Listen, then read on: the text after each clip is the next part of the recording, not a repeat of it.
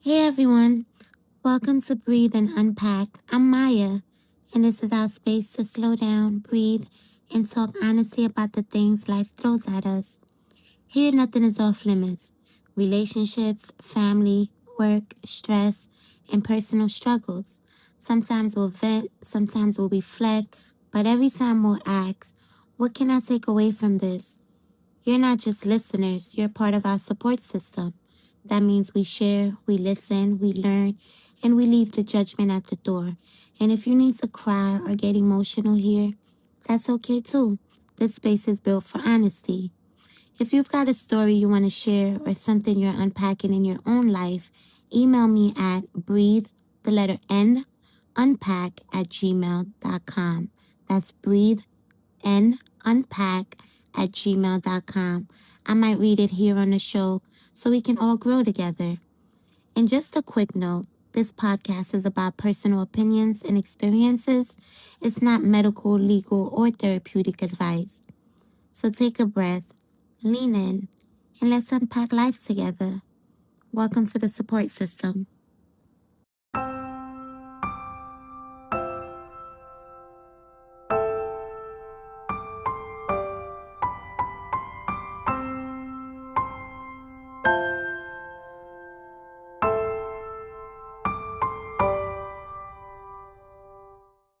Before we start, I just want to say this feels like the perfect follow up to the last episode.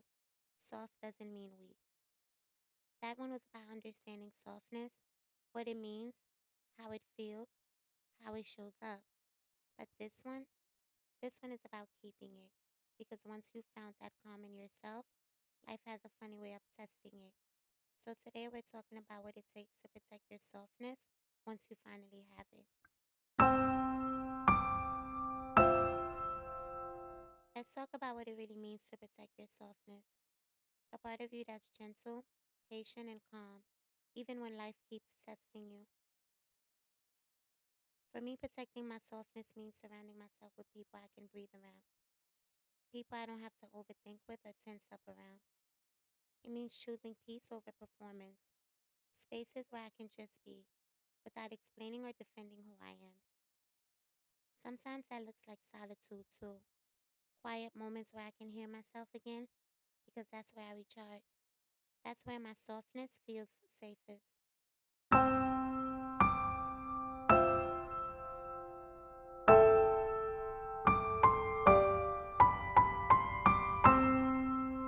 Lately, I've been craving ease. I don't want to move through life feeling tense or ready to react. I'm tired of leading with that edge, like I always have to be on guard. I just want my softness to be my norm, not something I have to earn after a storm. I'm learning to lean more into my feminine energy, into being calm, cared for, and at peace. I want to be gentle in how I move, how I love, how I speak. That to me is what protecting my softness really means. Letting myself live without defense, without constant survival mode.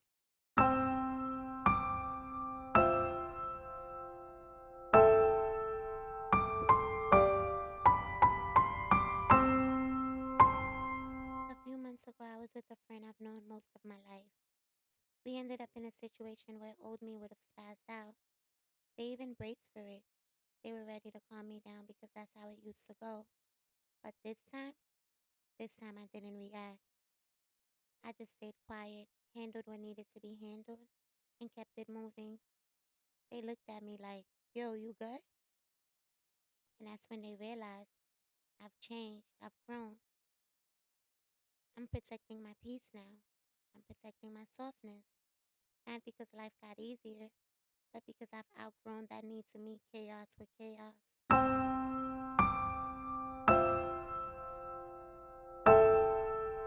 Protecting your softness means protecting your growth. It means noticing when something is trying to pull you back into old habits and being mature enough to say, I don't need to go there anymore. I've talked with people about what softness looks like for them. Some said it's being submissive in love, letting someone lead when you trust they can.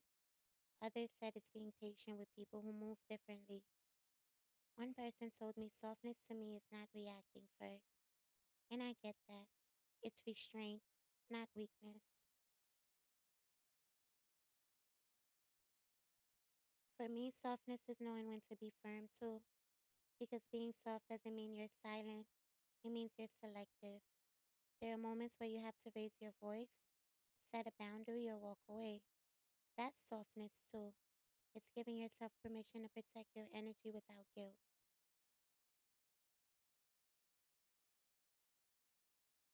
When I think about softness, I also think about friendships. There are some people who don't know the new you yet. They only know how you used to react. So when they see you calm, they might test it. That's when you have to protect it the most. Sometimes that means taking space. Sometimes it means loving from a distance. Because when people can easily bring out the old version of you, that's a sign they don't respect your growth.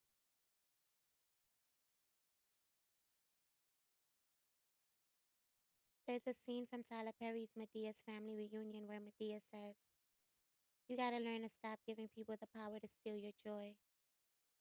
That line hits differently when you're learning how to protect your softness.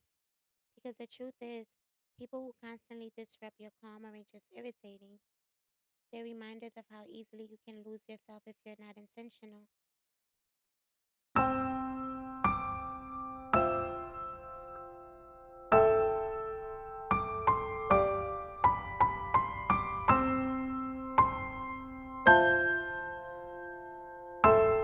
When you're dealing with colleagues, protecting your softness matters even more.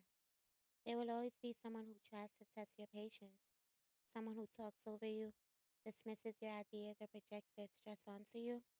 But when you keep your composure, you teach people how to treat you. Softness doesn't mean staying quiet, it means staying professional without losing yourself. It's confidence that doesn't need to compete.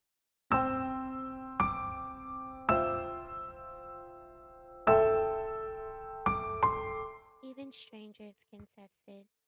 That driver who cuts you off, the person who bumps into you and doesn't say sorry. It's easy to react, but sometimes protecting your softness just means deciding this moment just doesn't deserve me. That's strength too. And then there are the ones who make you feel safe, the people who remind you it's okay to let your guard down. When you're around those people, softness becomes natural. You don't have to shrink or second guess yourself. You don't have to overthink what you say or keep explaining your tone. They just get it. They don't test your boundaries, they honor them. They listen when you speak, they notice your effort, and they make you feel seen in quiet ways. That kind of space is healing. It's a different kind of peace when someone genuinely appreciates your softness instead of taking advantage of it. When they admire the way you love, how you communicate, or how you care for others without losing yourself. Those are the people who remind you that softness isn't something to hide, it's something to protect and share with the right ones. They celebrate your calm instead of confusing it for disinterest. They value your effort, your energy, your consistency. They bring out the gentler parts of you without making you feel weak for having them. That's what safety looks like. It's emotional breathing room. It's where your softness gets to rest instead of defending itself. Because when you're around people who truly appreciate your presence, softness doesn't feel like a task. It feels like freedom. You don't have to perform peace. You just exist in it. You laugh easier, listen deeper, and move with a kind of comfort that reminds you you're allowed to be at ease. Because when you're around people who truly appreciate your presence, softness doesn't feel like a task. It feels like freedom. You don't have to perform peace. You just exist in it. You laugh easier, listen deeper, and move with a kind of comfort that reminds you you're allowed to be at ease. I've also read about this in psychology, how our nervous system relaxes when we feel emotionally secure. It's called co regulation. It's when your body senses safety from another person's calm. That's why protecting your softness isn't just about guarding yourself from negativity. It's about surrounding yourself with people who helps you stay grounded. I'm still growing in this area because life will test you daily. Some days I pass the test, some days I don't.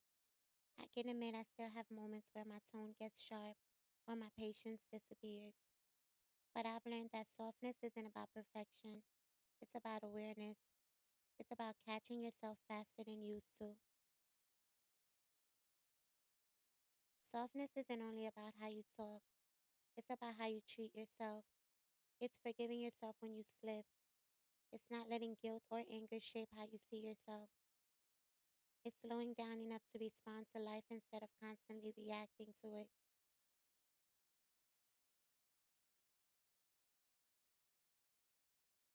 Protecting your softness doesn't mean avoiding hard conversations or people. It means knowing when to step back and when to show up with grace. It means understanding that softness isn't what makes you weak, it's what keeps you human.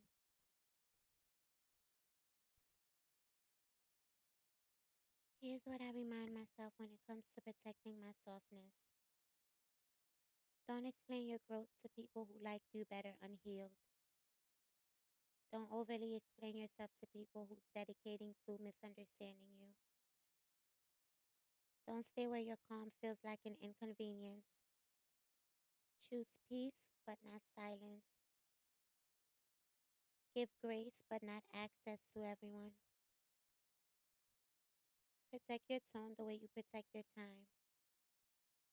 And most importantly, stay gentle with yourself. You've survived too much to become hardened by what didn't deserve you. Here's my takeaway. Softness is strength in slow motion.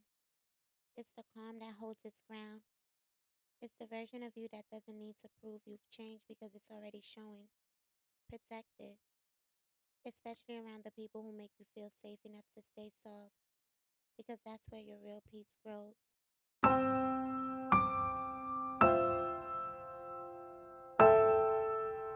Thank you for listening to Breathe and Unpack. If today's episode sparked something in you, share it with a friend, family member, or someone you think could use the conversation. You never know, it might be exactly what they need to hear. I'd also love to hear from you. Email me at breathe, the letter N, unpack at gmail.com. Again, that's breathe, the letter N for Nancy, unpack at gmail.com.